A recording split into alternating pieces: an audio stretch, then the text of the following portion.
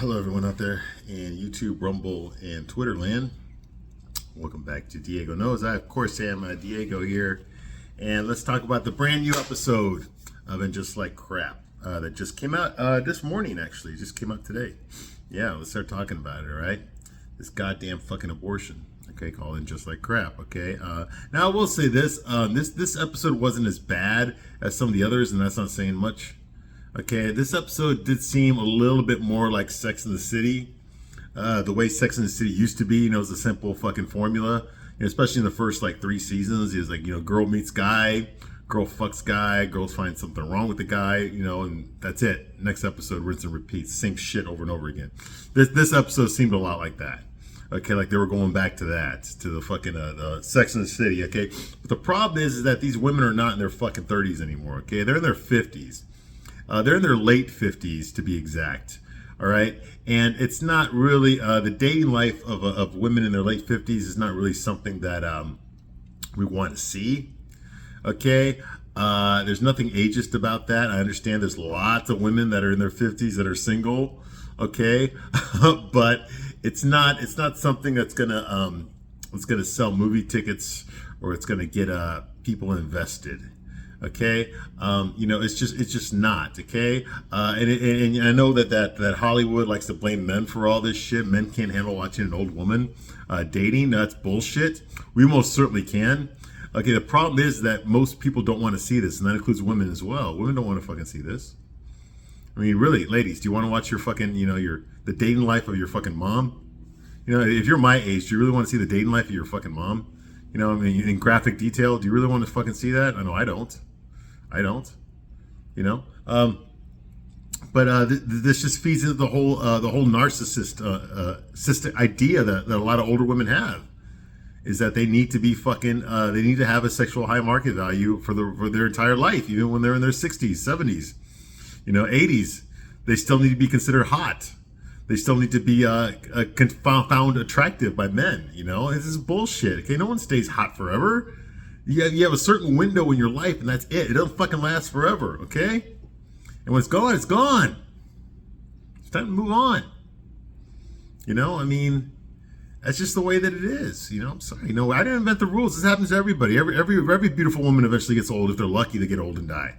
Okay, every fucking stud out there, same thing happens to them too. Okay. The only reason men last longer in the sexual market value than women is that we don't base it on our looks, okay? We don't base it on our looks, all right? We actually have to fucking do something, okay? The guys that get laid a lot, the guys that women are all attracted to, their looks are going to fade too, okay? But women still like them. You know why? It's because they got something else. They didn't gamble everything on their looks to get laid. Okay, they've got money, they're funny, okay, they know the right people, or whatever it is, okay? They know how to talk to women, they're good in bed, whatever the fuck it is, okay? They got something, okay, and that's why women want to be with that guy, despite the fact that they don't look like a fucking male model anymore, if they ever did, okay?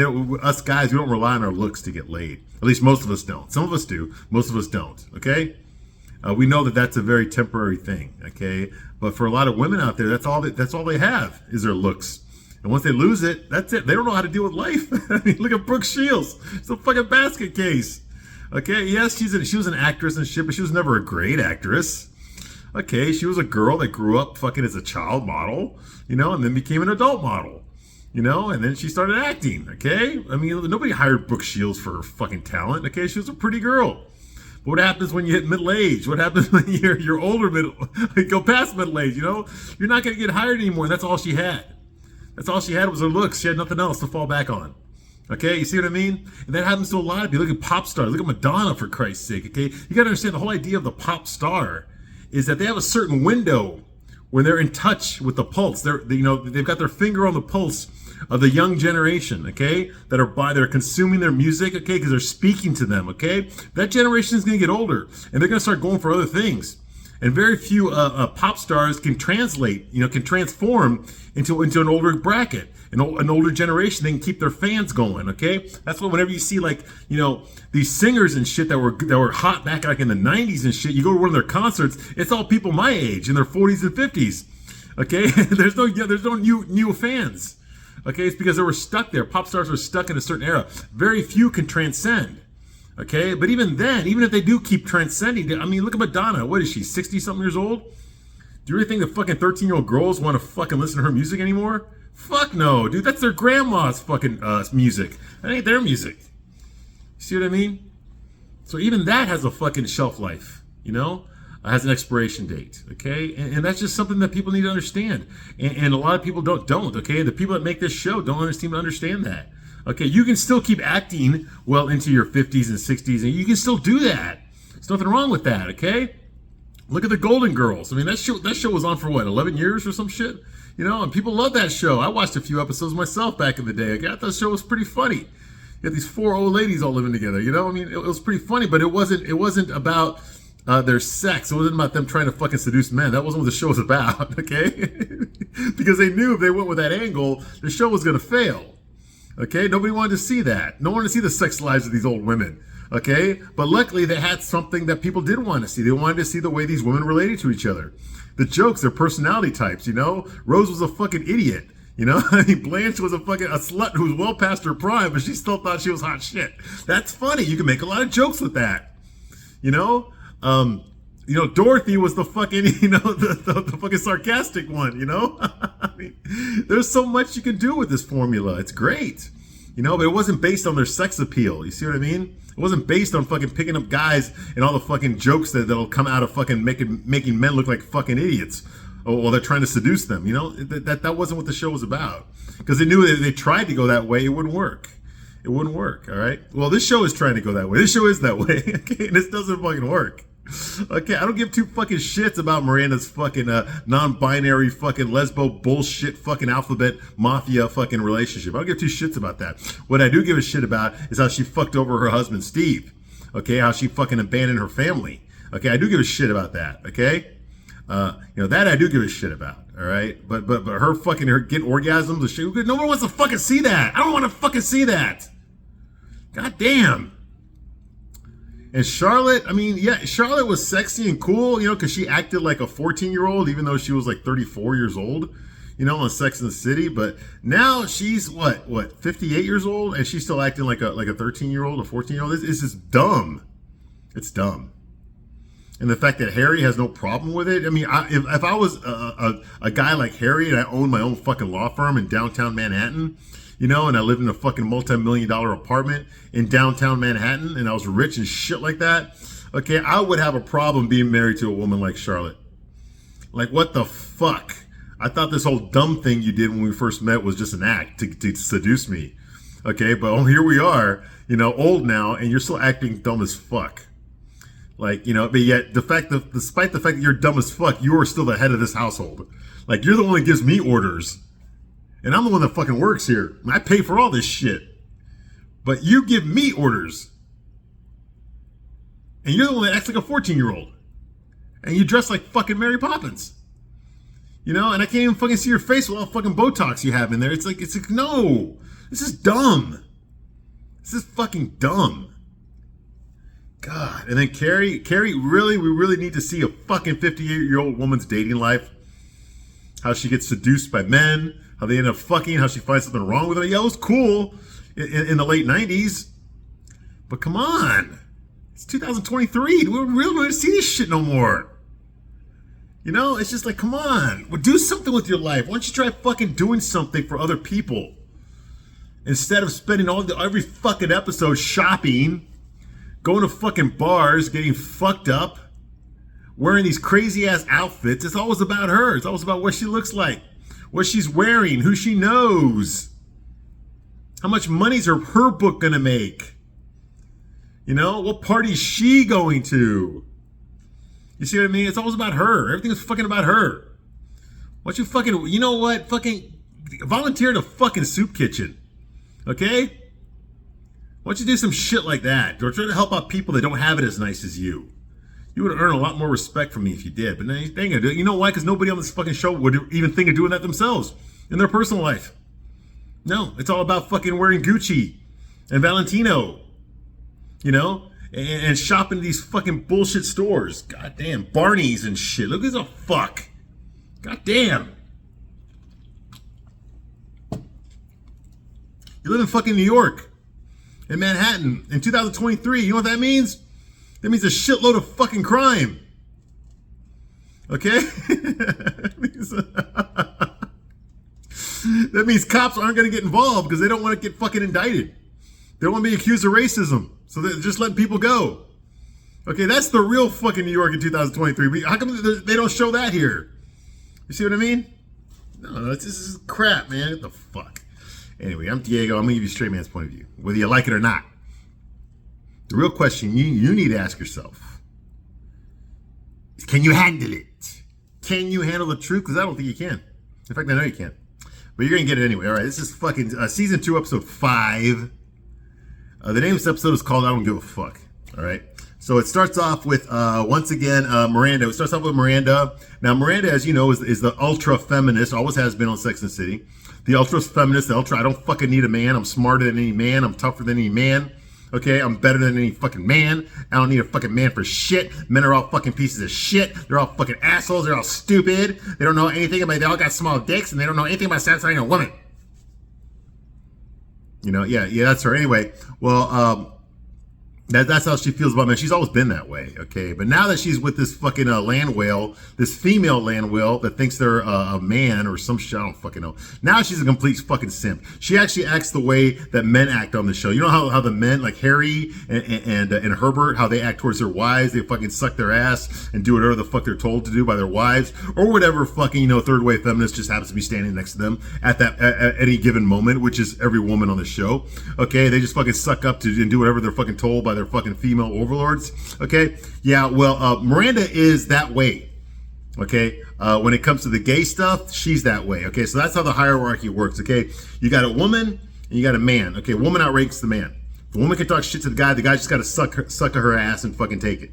That's the way the show works. Okay, that's the way. That's Harry and Charlotte are that way. That's fucking Lisa, Todd, and her husband Herbert are that way as well. Okay, now. Here we got something different, okay? Now we got 2 women. Yes, Shay's a fucking woman, an ugly woman. Okay, but then again, so's Miranda. Okay, confused and ugly woman, okay? Okay, so that would make them equal, right? You got 2 women, so who talks shit to who, right? Well, because Shay is part of the fucking LGBTQ fucking community, and Miranda is too, but, since it's not that obvious, she's just fucking ugly. She outranks, she's non-binary. Shay's non-binary, so that outranks Miranda. Miranda can't go up. She can't talk shit. If there was a man there, she could talk shit to the man. If it's her husband Steve, she can talk shit to Steve. But Steve's not here. It's Shay and Miranda.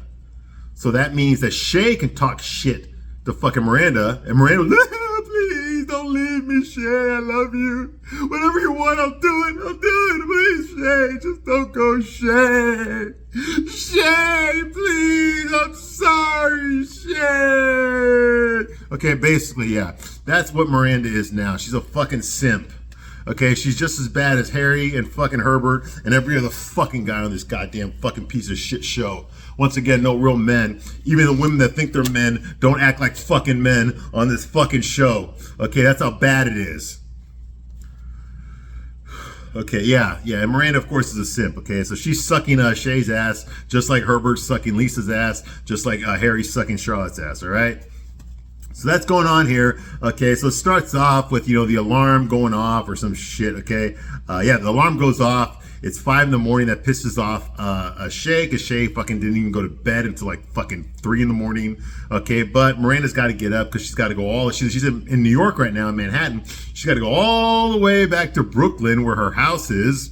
The house that she still lives in with her fucking husband, who they're supposed to be getting divorced, okay? And her son, they all live in that house in Brooklyn that they bought back in season 4 of Sex and the City. Well, she got to go all the way back there. She has to do it every day. So whenever she spends the night at Shay's place in Manhattan, she has to get up at 5, which wakes up Shay, pisses her off. She got to bump into the fucking coffee table there, which wakes Shay up and pisses her off. And then she got to take the train all the way back to Brooklyn so that she can make breakfast for Brady. Okay, when Brady wakes up, even though he's fucking 21 years old, he can't even fucking wipe his own ass with both of his hands. His mom has to do it for him, and he can't make his own breakfast either. His mom has to fucking do it for him, okay? And apparently she makes breakfast for Steve, too, even though they're fucking divorced or getting divorced. Whatever. Anyway, yeah, so she has to do that for some fucked up reason, okay? So that's why she gets up and wakes up Shay, all right? It's a long commute to Brooklyn. Okay. Despite Brady protesting, saying that, hey, you don't have to do this, Mom. You don't have to come here every morning and make breakfast every day. At 7 a.m. She likes to come over every morning and make breakfast. She likes to do it anyway. All right. And she also seems overly concerned with fucking making pumpkins for Halloween, decorating the pumpkin, cutting and shit. She's really obsessed with that for some fucked up reason. I guess it's Halloween season. I don't fucking know. Who gives a shit? Anyway, the next thing we have here is Central Park. Okay, apparently there's going to be a costume contest. It's going to be a fundraiser that Charlotte started. A fundraiser, a costume contest, a costume ball fundraiser for some bullshit fucking charity. Who the fuck knows what it is? Anyway, so Miranda and Carrie go, and they're both not wearing costumes. Okay, well, it's not obvious that they're wearing costumes. Okay, Miranda points this out to Carrie. What the hell is this? How come you're not wearing a costume? And Carrie's like, well, you're not wearing a costume either. Blah blah blah, that kind of thing. Well, Carrie says, I am wearing a costume, Miranda. Okay, I am Helen Gurley Brown. Okay, who the fuck is Helen Gurley Brown? She brings up an issue of Cosmo with her. She was the founder of Cosmo in 1970. Okay, well, actually, that's fucking bullshit. Okay, that is not fucking true. Cosmo was founded by a company called Schlicht and Field back in 1886. Okay? 1886. It was called the Cosmopolitan. Okay? And then in 1905, it was sold to fucking William Randolph Hearst, the newspaper magnate, robber baron of that era. Okay? What's her name? Helen Curly Brown did not come on board as editor-in-chief until 1965. Now, what she did do, though, was she was the one, she changed the focus of the magazine, which was doing bad in sales. It was about homemakers. It was about, how to cook the best food. They did a lot of short stories. Like, in the late 1900s, like in the 1890s, they actually were one of the first magazines that published War of the Worlds by H.G. Wells in there, because they used to publish short stories in there. But later on, it became a female-centric magazine. And this woman, Helen Curly Brown, she changed it so it could focus on the single woman. On the single woman in New York, rising the corporate ladder, trying to make it on her own, fighting for equal pay, and fucking a lot of guys, and not having kids. Okay, yeah. She changed the focus of the magazine to that. Okay, and it became exceedingly popular thanks to second wave feminism, thanks to Gloria Steinem, the woman we talked about last episode. Okay, it's stuff like that made Cosmo very popular for women. It's still popular. I don't know if women still read Cosmo now, but I remember in the 90s and shit. Oh yeah, every girl I knew was reading Cosmo. In the 2000s and shit. Absolutely, man. Fucking Cosmopolitan. What the fuck, man? It's fucking bullshit, I think. I fucking hate Cosmo. Yeah, you know why I fucking hate Cosmo? Okay, I was on the train once when I lived in Chicago. I'm on the subway train, right?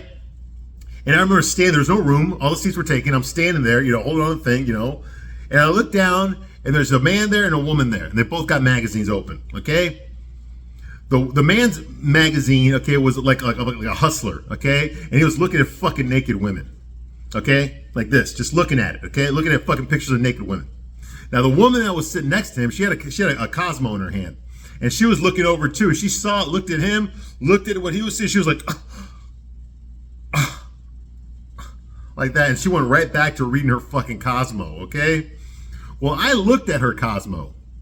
Okay, and on the cover of her Cosmo, it said, "How to get your man back away from his wife."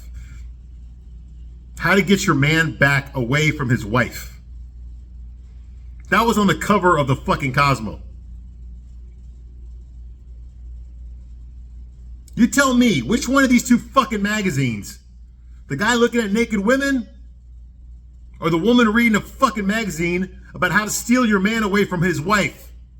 Which one of these two fucking magazines you think did more fucking harm? Exactly. Anyway, well, you can blame Helen Gurley Brown for that bullshit, all right? Because she's the one that did it. She's the editor-in-chief in 1965. She turned Cosmo into a magazine for modern single career women. Yeah. Yeah, exactly. Which is all fine as long as they don't have kids. All right.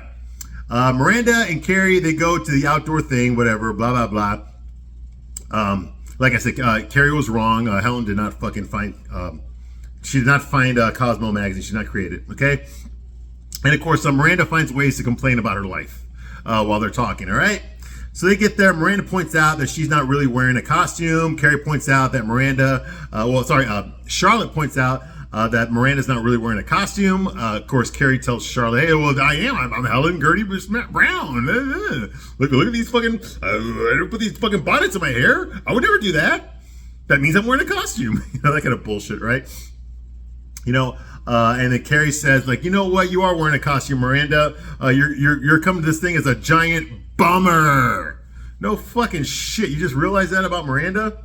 Okay, so Miranda puts on, she goes up to Charlotte. Charlotte's complaining that the girls are not wearing costumes. Well, Charlotte's not wearing a fucking costume either. All right? And Miranda puts on this Bozo the Clown nose on her fucking nose. Yeah, she puts on a clown nose on her nose. To complain again about her life, okay? How she, this is going to represent the comic disaster that is my life. No, you got a lot of fucking shit wrong with your life, okay? There's nothing comical about it. All right, you're just fucking disgusting, Miranda. That's what you are. Okay, Charlotte has no costume on, okay, but she says that I am Elizabeth Jennings. What are you talking about? Look at me, I'm Elizabeth Jennings. Who the fuck is Elizabeth Jennings? I thought she was talking about the fucking, the turn of the century a poet. Okay, the British poet, okay, who is known as the Bag Lady of Poetry.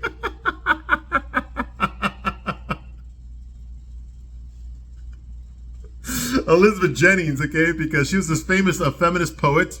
And in 1992, the Queen of England wanted to give her an award, and she showed up for the award, but she showed up dressed like a bag lady because she was homeless. Okay, it's not funny. But she received the award anyway, and unfortunately the paparazzi were there, and they coined her the Bag Lady of Poetry, and the name did stick for the rest of her life. The remaining fucking, 10 years left of her life later, yeah. Okay, yeah. So that's what I thought they were talking about. I thought they were talking about her, but no, they weren't talking about her. They were talking about a fictional character from a fucking TV show I never watched called The Americans. Now, have you seen that show? I fucking haven't. I guess it was on FX or some shit. It starred Kerry Russell, who I'm sure you remember from that TV show Felicity back in the 90s. I'd never watched one fucking episode, but I knew a lot of girls that watched that show. Okay. The show called The Americans, about a bunch of Russian spies that are pretending to be a normal American family, living in the heartland, spying on Americans and feeding that information back to the Russians. I've never fucking seen the show, but apparently it was on for like 6 seasons or some shit. Who gives a fuck? I never watched it. Apparently, Charlotte identifies as the mom from that show, Kerry Russell's character, Elizabeth Jennings. Okay, and then we see Harry. Harry's wearing a wig, of course, and some fucking glasses, and a goddamn fucking Indiana Jones jacket. So I guess he identifies as the male lead on that TV show, Matthew Risu, or like I said, I never fucking watched the show. But it's just Harry in a fucking 70s wig. Looks fucking dumb as fuck. All right. So that's their costume, okay? They're dressed like from a TV show called The Americans, all right? Next thing we have here is Anthony. Anthony's dancing there, okay, at the costume ball at this party, okay? She's dancing with Lisa Todd Wexley, who is the bride of Frankenstein, if she was African American. So that's going on here, and of course, Anthony is the devil, so he's just dancing around, fucking flamboyantly, of course. All right, that's going on here, okay? And they're dancing to Super Freak by fucking Rick James, bitch. All right, so that's Freak. No, not Super Freak. Freak. Super Freak comes later. They're dancing to Freak by TLC. Because I freak. Yeah. Not Don't Go Chase the Waterfalls. That's the one that all the girls like. No, it's Freak this time by TLC. All right. Yeah, you had to have been there. It was the 90s. Those you kids, you had to have been there. All right. Anyway, so Naya's there, of course. Naya, the fucking the Black History Month college professor that doesn't do any college professoring. She's there, and she's dressed as fucking Catwoman, Eartha Kitt Catwoman, okay? Yeah, the one from the Batman TV show, the Eartha Kitt one. Yes, the Batman. I am Catwoman. Perfect. Yeah, that Eartha Kitt Catwoman, the one that Halle Bailey portrayed that version in the 2004 piece of shit abortion called Catwoman. Okay, yeah, that's the Eartha Kitt Catwoman. There was 3 Catwomen, believe it or not, on that fucking show. There was Julie Newmar, Eartha Kitt, and Lee Merriweather. Those were the three Catwomen on that show. Yeah, I knew that. Of course I did. All right, so that's going on here. Okay, she complains. Of course, Naya in her Catwoman outfit complains about her dating life. What else does everyone else in this fucking show do? Is complain about their fucking dating life. Okay, Seema's also there. Of course she is. And Seema tells her that, you know, if she wants to meet guys, okay, then they need to hang out in a 5-star hotel. Yes. They hang out in a 5-star, hang out in the lobby in the fucking bar. Okay? And there you'll meet lots of rich guys. They've got coin because otherwise they wouldn't be able to afford to stay in this hotel. And thereby it keeps all the riffraff, you know, the people with no money from coming in. Which I guess it's true. Me personally, I've done that, something similar to that. What I do is like, I've dated some wealthy women myself, and the best place to meet wealthy women is downtown. Okay, where the wealthy women drink. That's it. You go there, you're gonna meet wealthy women. It's not rocket science. It's not, you know, guess what? If you go to a fucking local pub, okay, next to a university, what are you gonna meet? You're gonna meet college girls. I mean, it's just fucking shit. It's not rocket science. It's very easy to figure this shit out, you know? If you want to go hunting, you got to know where what you're hunting for, and you go in their neighborhood. That's it. No, it's not difficult. So they want to they want to meet some men, okay, and that means rich men. Okay, so how do we find a bunch of rich guys, okay, that are gonna like us, okay, even though we're all in our fucking 40s and 50s, okay, and they're gonna be sexually attracted to us, and they're gonna want to have sex with us. How do we do that? Okay, well, you go to a fucking 5-star hotel and you hang out in the bar lobby down there. That's how you do it. Okay, right? Yeah, that will work in real life. No, if I was on the prowl for some fucking 50-year-old women with stretched out pussies, yeah, probably that's what I would do. But since I'm not going to go there. All right, so that's going on here. Okay, see, then you hang out there. Okay, because that's where the rich guys are. Okay. Okay, no dependents. That way, no deadbeats off the street are allowed in. Yeah, except for them, of course. Yeah, it's funny that Seema said that. What the fuck you think you are, you dumb fucking bitch? Okay, what the fuck are you? You're going into this club, into this bar, just so you can fucking pick up some rich guys. Okay, so what the fuck does that make you? You just said no deadbeats allowed. Okay, but yeah, you're going in there to find a fucking sugar daddy to pay your fucking bills. Fuck you. Fuck you. All right. See, and Seema's a professional, okay? She must at least be a millionaire. She has a beautiful fucking apartment that she lives in, okay? So I'm guessing she makes a lot of money. She doesn't need a guy to support her. So if she doesn't need a guy to support her, why is she going straight for the rich guys? What kind of rich guy do you think wants you, Seema? What kind of rich guy would be attracted to you? Okay? When they can get women that don't fucking think they're all that are a hell of a lot younger and better looking. I'm sorry, but it's fucking true. You gotta know your place on the fucking sexual market value index, okay? Now maybe, 30 years ago, 20 years ago, you could have pulled the fucking, the Elon Musk to the world, okay? Okay, but you're not there anymore. And you haven't been there in a long fucking time, okay? You haven't. The fact that all of you are complaining about not being able to find a guy should tell you something, okay? Girls that are fucking beautiful and sexually attractive don't have a problem finding a guy, all right? So that should tell you something. Take a fucking clue. God damn.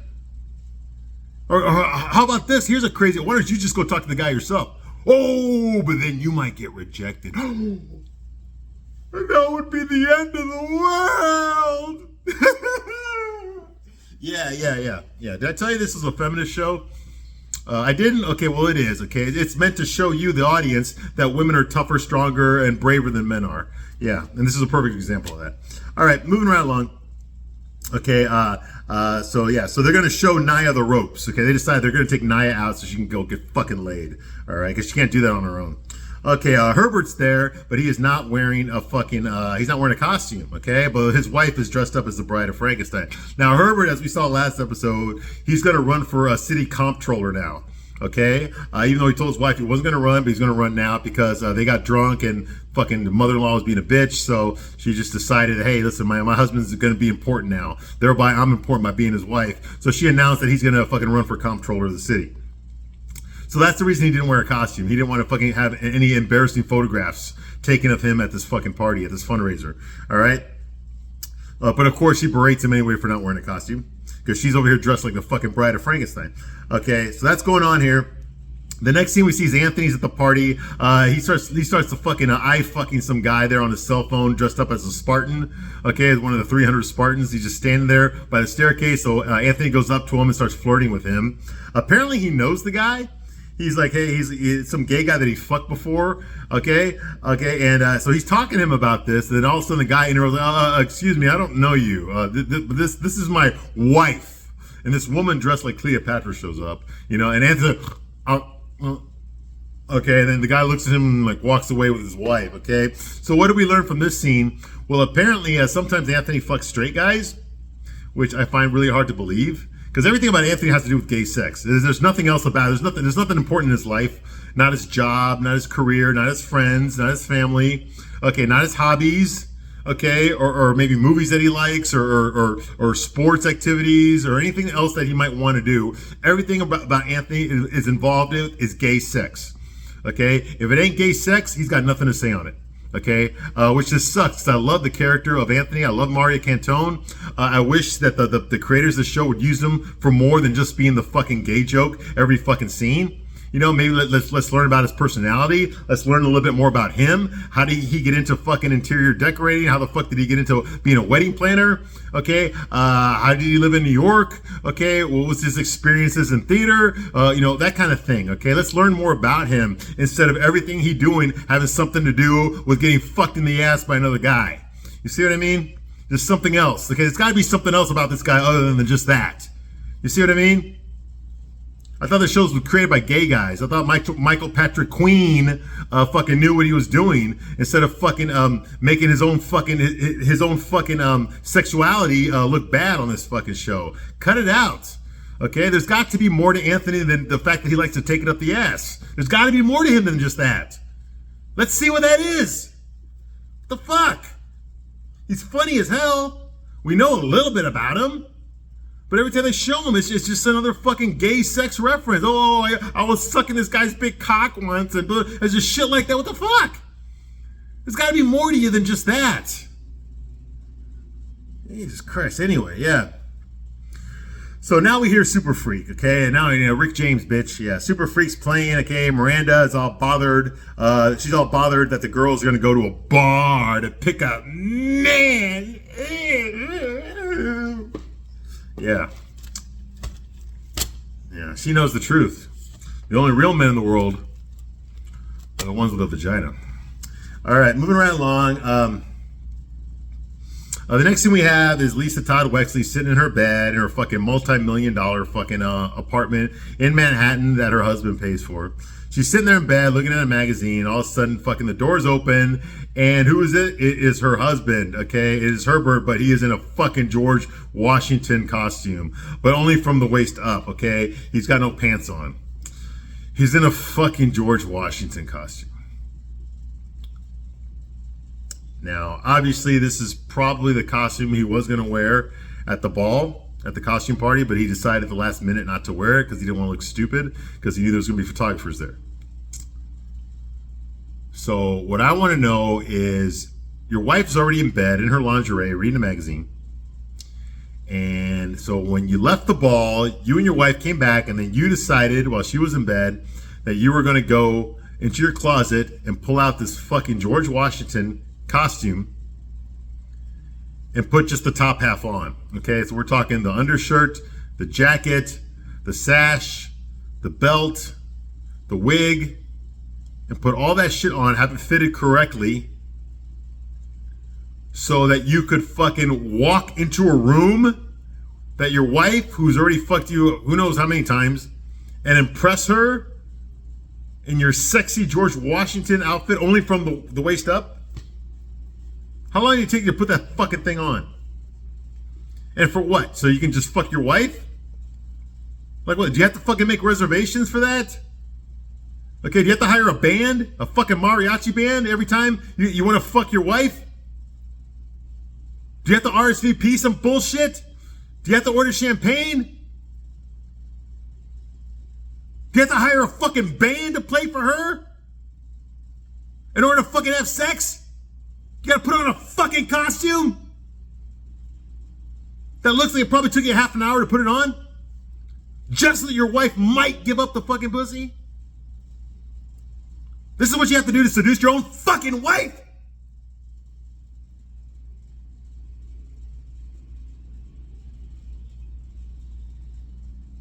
Let me ask you something, Herbert. A couple episodes ago, when your wife was I fucking that 16-year-old boy, do you think that he would have to do all this shit in order to get her to spread her legs? No. He wouldn't. He wouldn't. She would just do it like that. No questions asked. But you feel you have to do all this so that your husband so that your wife will give it up to you. Remember the other episode where you had to fucking beg her just to eat her out? Just so you could eat her out. You had to beg to eat her out. That's the kind of relationship he has with his wife. And then she reminds him when he gets on top of her and starts flirting with her in his fucking ridiculous George Washington. She reminds him that, hey, you're running for comptroller, but you cannot control me. So just reminding you and the audience, that she's the one that wears the pants in this fucking family. In this fucking marriage, it's her way. Okay, like I said before, you got the wife and the husband. He's a man, so he's down here. She's up there. She'll always be up there. There's nothing he can do. Okay, no amount of ass kissing will he ever be her equal. He's always going to be below her. Okay, that's what this show thinks about men. About straight men, at least. Not gay men. And not men with vaginas down there. No, they're okay. It's the men that were born with penises, yeah. So that's going on here, okay. Of course, he gets all pissed off that she touches the wig, his fucking George Washington wig. Get the fuck out of here. All right, the next thing we have here is Charlotte and Harry. They're watching that TV show, The Americans, the one I just told you about with Kerry Russell. Okay, that bullshit show that got canceled many years ago. They're watching it, I guess, I don't know, is the producer of that show friends with the producer of this show or something? I don't fucking know. I don't know. So anyway, Rock, remember Rock, New Kid on the Block? Don't want to be part of the flock. Wish he had R-O-C-K, Rock, R-O-C-K, Rock. Yeah, Rock. Rock decides to walk in while they're trying to watch The Americans. And she's all excited. She is all excited that she was approached by a fucking guy in a trench coat at the park that was spying on her. Yeah. And he handed her a card. It's a Ralph Lauren card. Ooh. And because that's how they recruit models. They just find them out in public and they follow them around and they approach them and say, hey, here's a card. We want you to do some modeling for Ralph Lauren. Give this to your parents. Have them call us, that kind of shit. So Rock thinks that she's fucking Miss America now. So she wants her parents to fucking call the Ralph Lauren agent and set up a photo shoot. Okay. Now Harry thinks it's a scam. No fucking shit, it's a scam. Okay, I'm pretty sure Ralph Lauren doesn't fucking send people out to Central Park to look for little kids to offer them modeling contracts. No, I don't think that's how it works. Okay, but of course, Charlotte. Oh my God, look, it's Ralph Lauren. Look at the card. It's embellished. It's Ralph Lauren. And he's like, and Harry says, yeah, well, I could be Ralph Lauren. All I gotta do is go to the fucking printer and have a bunch of cards made up saying, hey, I work for Ralph Lauren. It's a scam. So at least Harry's thinking like a fucking father for a change, okay? So that's going on here, okay? Yeah, but apparently, yes, Charlotte brings up the fact that she was also a model for Ralph Lauren when she was in high school, when she was a teenager. So this is just her way of reliving her childhood through her fucking daughter. Yes, I said daughter, not non-binary LGBT bullshit. A daughter, because that's what Rock is, a fucking daughter, okay? She's not a they, all right? Okay.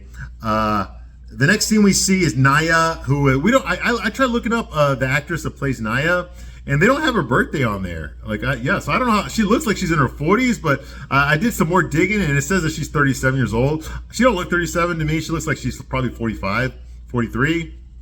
But what kind of a woman does not fucking put does not have her birthday on her Wikipedia page? Okay, the kind of woman who doesn't want people to know her real age. Okay, so yeah, I'm guessing she's probably in her 40s, all right? Probably closer to Carrie and Seema's age. Seema's, 52, 53? I know Sarah Jessica Parker is 58 because I looked her up, okay? So I'm guessing that Naya is probably in her 40s. Early 40s maybe, but definitely not 37 years old, which is what it says on her. If you look up her age, it says she's 37, but I don't fucking believe that shit at all, okay?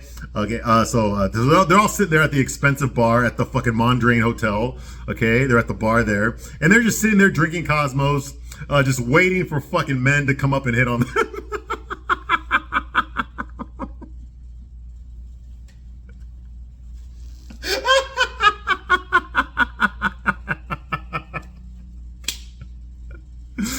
when we go out, we always look for the fucking 58-year-olds.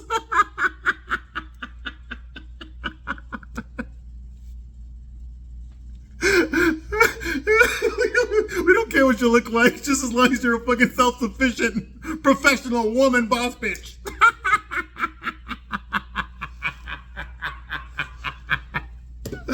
Oh my fucking god. Did I ever tell you this show belongs on the fucking Sci-Fi Channel?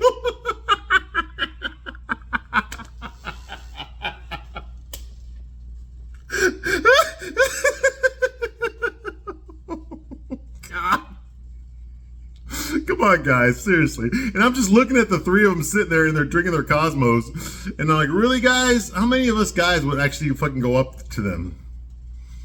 You know, and talk. The fact that they even thought this would work. This is what happens when gay guys write fucking heterosexual women, right? Ladies, it don't work.